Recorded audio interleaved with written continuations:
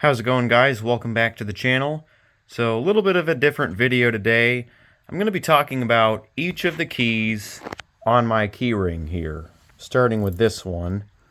This is the CH545 key, and this is the only key on my ring that is not an elevator key. This key is typically used on buses that have a locking service door. So you can lock out your service door, so that way if you're on a charter or something, nobody will be able to break into your bus. You need that key to get in. This also unlocks the deaf door on buses that have a locking deaf door. Here is a CLC 332 key, and this is commonly seen on Schindlers between 1979 and sometime in the late 1980s before they transitioned to the AS100 key for fire service. So this is the fire service key for older Schindlers. This is a Kone 1 key, and this key, as recommended by Kone, is only to be used by elevator personnel, and these keys are to be kept on the premises of a building for elevator personnel. And what this does is it allows the technician to turn on inspection service and control the hoistway access switch, to move the elevator car up and down with the key. It also accesses the stop switch. I'm not sure why Kone would want to restrict the stop switch to elevator personnel when that could be used by authorized personnel in an emergency, but that's just their decision. Here's a Kone 2 key, which unlocks a locked cabinet if equipped. It also accesses the light, fan, and independent service switches if they are key switches. Because on some elevators, they may just be regular switches, especially if they are locked behind a cabinet that has a lock. Here we have an Innovation EX511 key. This does the buzzer reset if equipped. It sometimes also controls the light and fan switches if they take the 511 key. Here's a 512 key. Again, it's an Innovation key.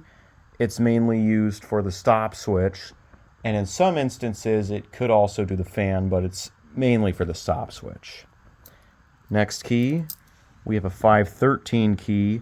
This one does independent service and also unlocks a locked cabinet if equipped.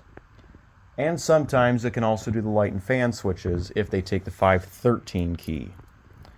Here we have a 514 key. This key I actually got from this panel here, which is set up for a freight elevator. Here's another 514 key that I have. And this key is only intended for elevator personnel. It's for hoistway access and inspection service. Here's a 515 key, which is for fire service before 2007 on Innovation fixtures. Here's a BFD1 key, which is a statewide fire service key for Connecticut. The technical name for it is Bridgeport Fire Department 1. And then here's an MFD1 key. This usually is seen on elevators where the MFD1 key is called in for an RFQ requirement. It's commonly seen on many EPCO fixtures. You can also get it for Innovation. And then finally we have an FEOK1 key, which is a universal 2007 and later fire service key for elevators.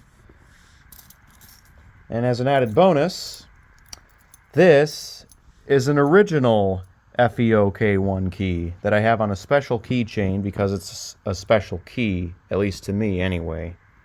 As you can see, this is a Fort Lock FEOK1 key, whereas this, it does work, but at the end of the day, it's a duplicated key as opposed to this, which is original. Now, Northeast Lock also makes original FEOK1s, but this is probably about as best quality as you can get for an FEOK1. I got this with my Kone keys, and it's worked really well on my fixture here.